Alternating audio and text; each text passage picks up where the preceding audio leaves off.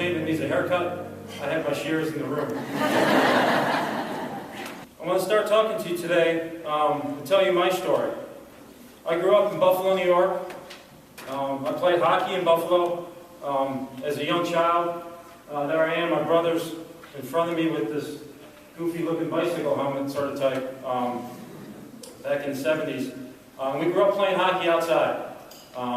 My dad would wake us up early in the morning. We'd get dressed in the house because it was so cold out outside. We'd leave for the rink extra early because we had to help shovel the snow off the rink, usually when we were the first team playing. To get the Zamboni out on the ice, there was too much snow, so we had to shovel it off first. So I grew up in a hockey family.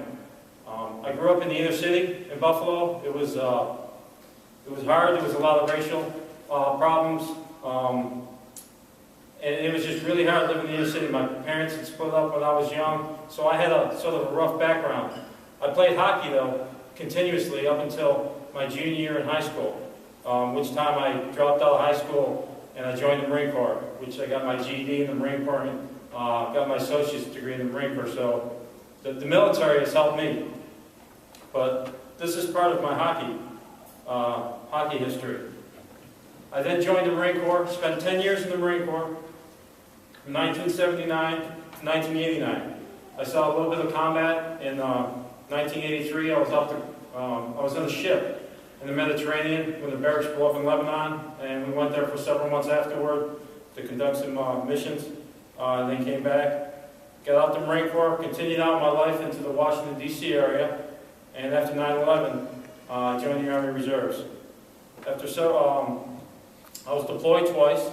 On my second deployment in 2006, I was in Ramadi, Iraq, with my unit. We were going patrols almost every day.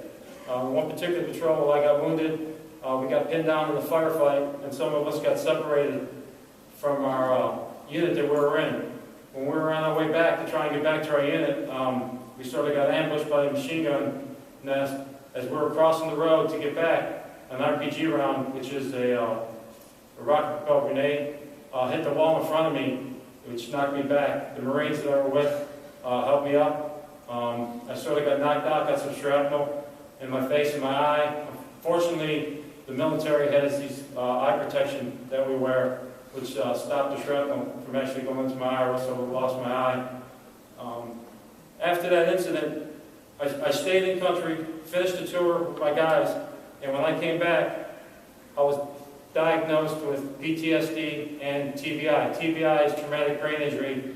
It's just a fancy word for a concussion.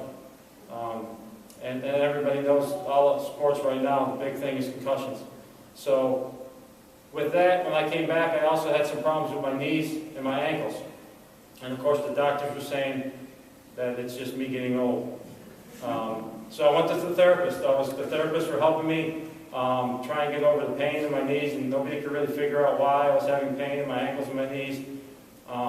So something was going on. I was seeing psychiatrists. They were giving me medication, and my family was a little disoriented.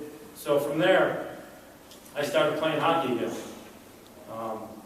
I have 7-year-old twins and a 9-year-old daughter, and my sons wanted to start playing hockey, or I wanted them to start playing hockey. So I started coaching them. I started feeling a little bit better, and we started getting on the ice a lot. My kids really picked up the sport. There's the top picture of the three of us, my daughter and my two sons, and I coached over 40 kids.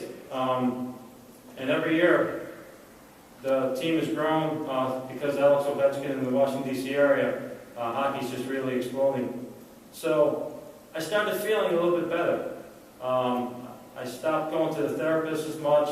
They were adjusting my medication, but there was still something missing. I was still having some problems and some issues. So as we continued, I found the USA Warrior hockey program.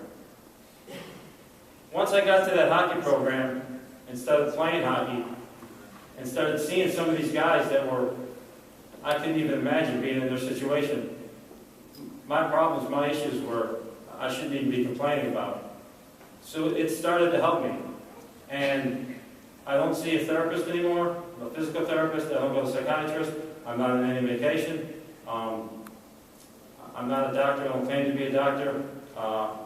I don't know why my knees and my ankle aren't bothering me as much anymore, but I'm playing hockey, and hockey's helped me. It's my therapy.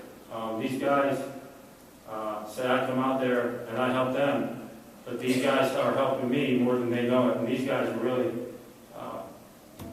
in rough shape, and they come out to play hockey, and it's just amazing. And you as a therapist, you're going to see your patient for an hour, a half hour, whatever that session is, once a week, twice a week, and then once he's done with his therapy, whether the insurance runs out or whether he's healed, you're not going to really know the before and the after. So that's why I'm here to tell you that therapy does help. The therapist that I was with, even the physical therapist, you're spending time with them for half an hour, 40 minutes. I see some people, and all the therapist does is just go through the motions and doesn't talk to the patient. That's a great time to communicate, to talk. And some people aren't taught, don't like to be talked. Just go ahead and do your job, and they're going to be mad. But my therapist talked to me. He found out a little bit about me, what I was doing, and they sort of got me to start seeking out hockey again, because they realized that hockey was important to me when I was growing up. I didn't realize that hockey, when I was young, helped me keep off the streets and helped me stay out of trouble, because I was playing hockey. Hockey helped me again get back on the right track after I got back from Iraq. So hockey's been my therapy, but it's you as a therapist out there to try and find out what that person likes, what that person needs. Give that person some ideas so that that person can go out and help himself. And I think that's important. Transporting sled equipment to and from the rink. Gasoline, $10. Coaching a sled hockey clinic, I take a day off work. Watching the smiles on their face, it's priceless. These guys come out and they get in the sleds and they just forget about everything. They're all on the same playing field. They're on the sleds, and it's just it's such a joy to see them out there. It's just amazing. Until I met the Warriors and started playing hockey, I really didn't have a sense of accomplishment. And now that I'm part of that program, it just really fulfills me. Other than my family, who stuck by me during some bad times, and it's just really been wonderful. I still have some issues. It's some small issues, but we deal with the issues with my family by talking to them and everything. So if there's one thing that I just want you guys to realize, that every patient is an individual, and every patient has their own little needs, and you have to sort of treat that. Even though the patient might have the same knee problem that you're trying to bring them through therapy, each person's different. Each person's going to have their own little goals and needs. And if you could just take the time to listen to them, if they are one of those people that like to talk, if you could just take that extra minute just to listen to them, that could make or break that person. Just by taking the time to say thanks and just listening to them. So, again, congratulations to everybody, and good luck in the future.